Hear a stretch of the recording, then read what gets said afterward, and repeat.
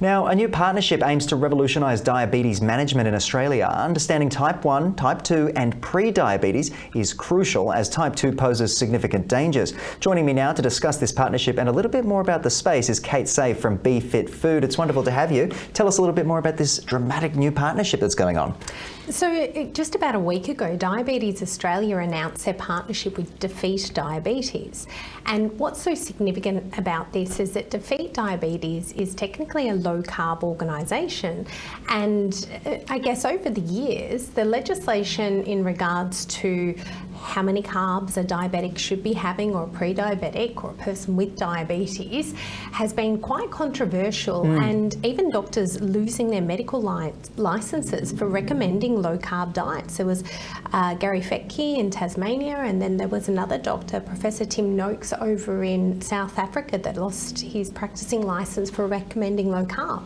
However, the science has always been there, and it's really accumulated now to show that using lower carb intakes is actually really good for the remission of type 2 diabetes, the prevention of pre-diabetes and the ongoing management as well. Yeah, it's such complicated stuff. It comes down to such increment numbers and things like that when it comes to the sugar levels and whatnot. So what's the difference between type 1 and type 2 diabetes? And I guess if you could outline for those who don't know, what is pre-diabetes? The best way to describe it is a lot of people will understand type 1 diabetes as something people are born with, and it can develop later in life, but more often than not it is developed in childhood, less likely to develop in adulthood. Okay. And type 1 diabetes is where people do need to take injections of insulin because they can't actually absorb glucose in their bloodstream or energy in their bloodstream. Whereas type 2 diabetes is significantly induced by lifestyle factors, whether that's too much food overall, too little physical activity, and now there is this association that's really been said out loud finally that too much carbohydrate can be the factor leading to insulin resistance, which causes type 2 diabetes.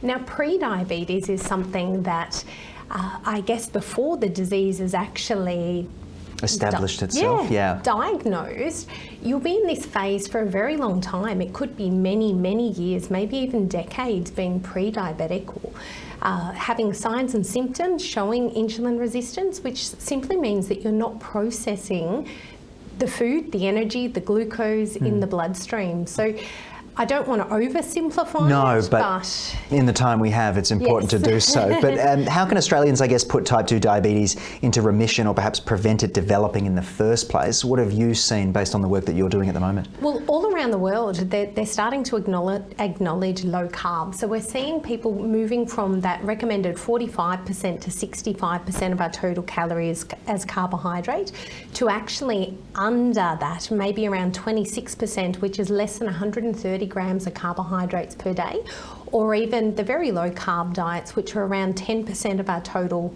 dietary intake and around 50 grams of carbs per day.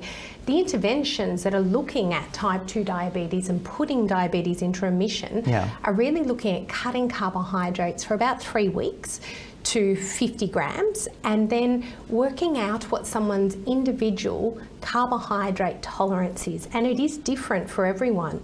However, this can't be done without some medical guidance, of course, because if people are taking medications, their blood sugar levels may go too down. low. And I can understand that for the medical community this could be quite a revelation, because it's something new to deal with. We're good at scaling up medications, but we're not very good at reversing them back down. Or at least assisting with that process. It's so interesting when you say that. But what are some of the other countries around the world doing to manage this, I suppose, epidemic of dire obesity that you wanted to highlight today? So I guess the key thing is it's actually just being acknowledged now that therapeutic restricted, carbohydrate restricted diets are actually being promoted for the remission of type 2 diabetes, whereas in the past this wasn't really promoted. It was known and it was spoken about by many people, but it was kept under the table. But now it's come to light and it's all across the world, so it's not just here in Australia. And finally we're going to see some fantastic results as well. So Kate, to summarise and just finish up for me, what did you want to leave the audience with today? realistically, it's not about focusing just on one macronutrient, it is about a whole food diet approach. So it's really about not cutting out food groups, it's about eating more whole foods, less ultra-processed foods, but acknowledging that carbohydrates are not essential in the diet. We want to get the right amount of fibre, we want to get the plant-based foods, but we do need the protein that is essential, and as are healthy fats. So it's finding the balance with a whole food approach. Very well said by you, and of course do your own research, guys. Speak to your doctor, make sure you're doing the right thing. But Kate, thank you as always for joining me and highlighting what's going on in the world of health and the business of life. Thank you for having me.